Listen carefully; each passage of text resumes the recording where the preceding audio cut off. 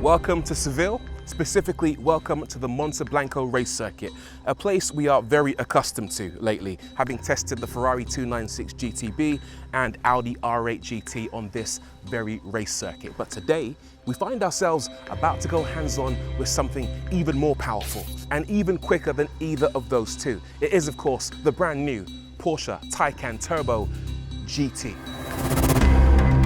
This is the Taycan's new flagship, designed to take Porsche's electric saloon to extremes not previously seen, with upgraded aerodynamics, weight reduction, and enormous power figures of the sort that would make even a hypercar feel slightly inadequate.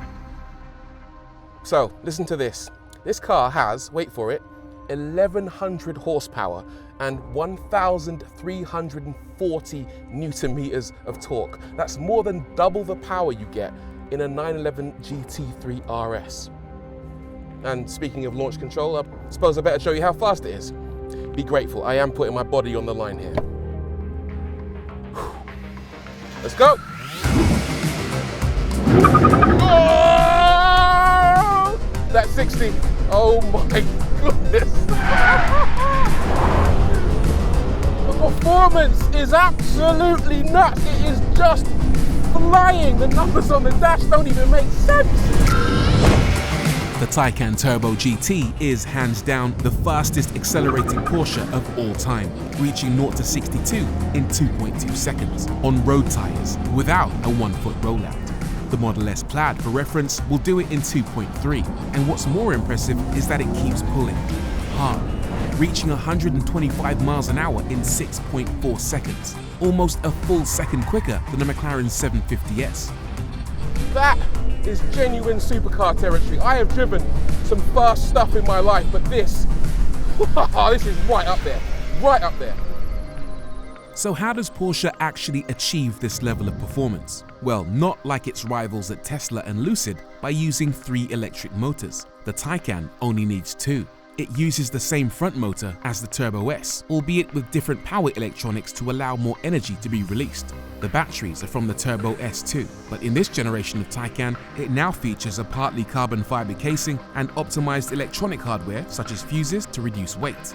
Around the back, it again borrows the motor from the new heavily updated Turbo S, but sat on top is a larger, more powerful pulse inverter that can supply a maximum current of 900 amps rather than the 600 amps in the Turbo S, allowing for more power. In normal driving, it makes 788 PS. During launch control, that rises to 1100 for 2 seconds, before falling back to 1033 for the remainder of the launch. If that particular sequence of numbers is a bit confusing to you, then let me add a few more to the pile. So as standard, this car makes 788 PS, but it's also got attack mode. Push the button on the steering wheel or pull the paddle behind the wheel and it boosts it to 951 for a total of 10 seconds. Once that 10 seconds has elapsed, you can then wait 4 seconds for it to reset itself and cool down, and then you can pull it all over again. So when people ask you how much power your fancy new Taycan GT makes, you can say, well, it always depends. A lot. When they ask you how much the Taycan Turbo GT has in common with the standard Taycan, the correct answer is also, it depends. The GT is available in 2 versions, a standard car and one with the Weissach package. The standard is a cleaner, simpler design, sporting a unique front splitter and aero blades at the front and rear bumper.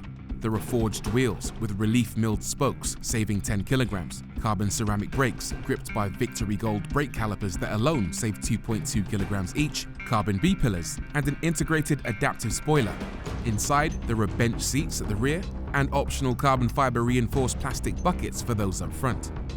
But the Weissach package takes things to an extreme new level that I don't think I've ever seen before on a mass market electric car. And that's because this particular vehicle was built for the racetrack.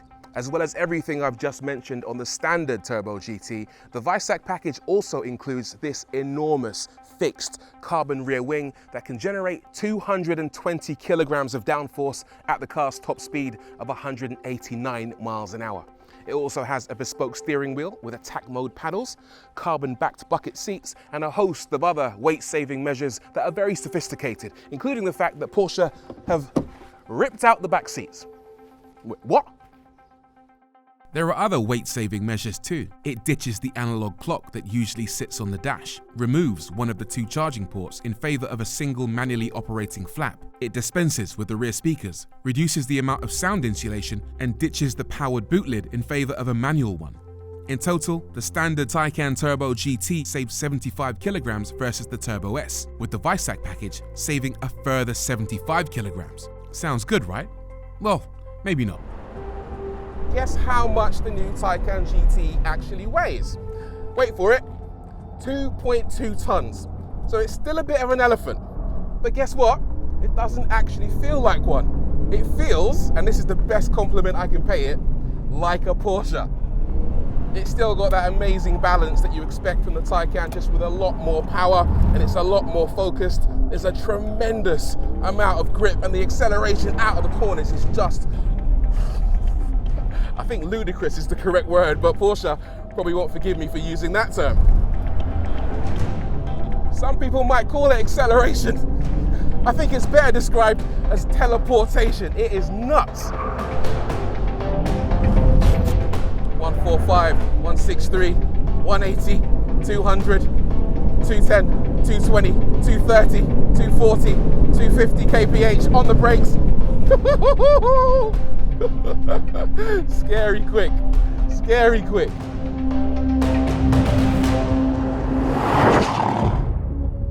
If you're one of the 150,000 people who've bought one of the standard Taycans, then you'll know the original car felt very nimble, and this one promises to be even better, partly due to the reduction in weight, but also because of new suspension.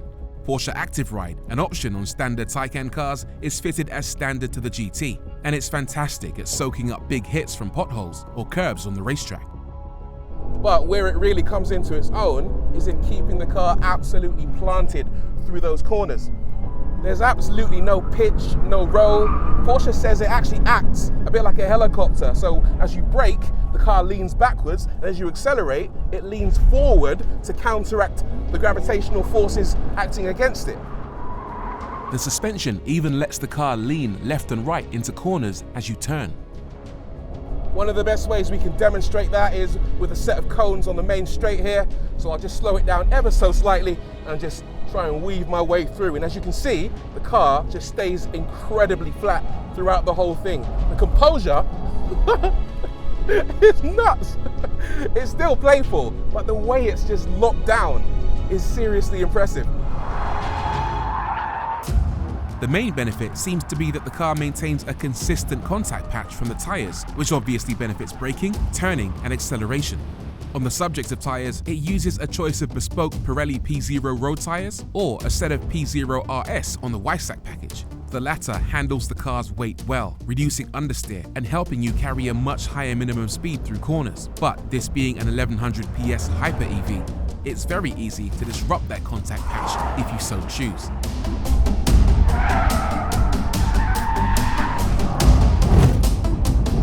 The brakes are maybe a weak point. The Turbo GT uses huge 420mm discs up front and 410mm discs at the rear, carbon of course, and both the stopping power and brake feel are decent. But towards the end of a stint, carrying massive speed into several heavy braking zones, the brake pedal does start to go long.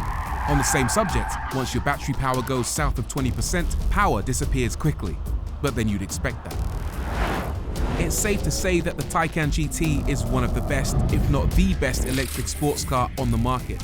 It's more powerful than the Plaid, not quite as powerful as a Lucid Air Sapphire, but it does have the very big advantage of being the fastest car around two of the most notable racetracks in the world, the Nürburgring and Laguna Seca. Tested at the ring, the Turbo GT managed a time of 7 minutes 7 seconds .55, about 18 seconds quicker than a Model S Plaid managed. At Laguna Seca, it did a 1 minute 27.87, a production electric car lap record.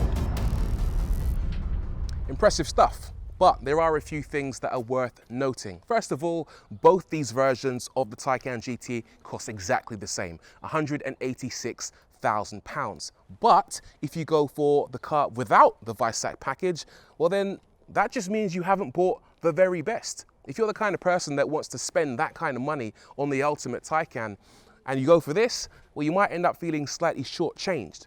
There's also the fact that Porsche haven't published any performance figures for this car, so we don't know how it compares with the likes of the Tesla Model S Plaid or the Lucid Air Sapphire. You could also argue that this car looks a little bit too similar to the standard Taycan Turbo. Adding this enormous carbon rear wing would have helped. However, I have been told by Porsche that this is only available on the Weissach package, which means if you want the ultimate version of the Taycan GT, then you'll need to go for this particular car. However, this particular car doesn't come with any rear seats. So potential customers end up in this weird catch-22 situation of wanting the ultimate version of a car that was originally designed to be practical, which is now completely impractical. It makes you wonder, what's the point? One of the things I've loved about Porsche in recent times is that they haven't really put too much emphasis on performance figures. The best car they make, hands down, the GT3 RS, has half the horsepower of this car and would get left for dead in a straight line. But ironically, it's even quicker around tracks like the Nürburgring. Which is more fun? Well, I'll give you a clue. It's not the Taycan Turbo GT. With the Weissach package especially, what Porsche have done is create the fastest two-door electric family car that you can't carry your family in. It is a brilliant car for the track, but we've got to be honest, Porsche, quite frankly, make better track cars. This is a technical exercise, a car for the engineers to show off what's possible. A glimpse at what I think will be a very bright electrified future. It shows EVs can be fun, but with twice as much power as you need, twice as many doors as there are seats, and twice as much acceleration as the human body can handle, I do sometimes wonder what the point is. It is very good, there is no doubt of that, but I really want to send a message to Porsche and all manufacturers, please, we do not need an arms race where you're competing for headline horsepower figures continuously. What we need is proper, dedicated electric sports cars that are fun to drive regardless of the power output. Let the Taycan do its thing, let it be a family car. As much fun as I've had today, ultimately I think my verdict is sometimes less is more.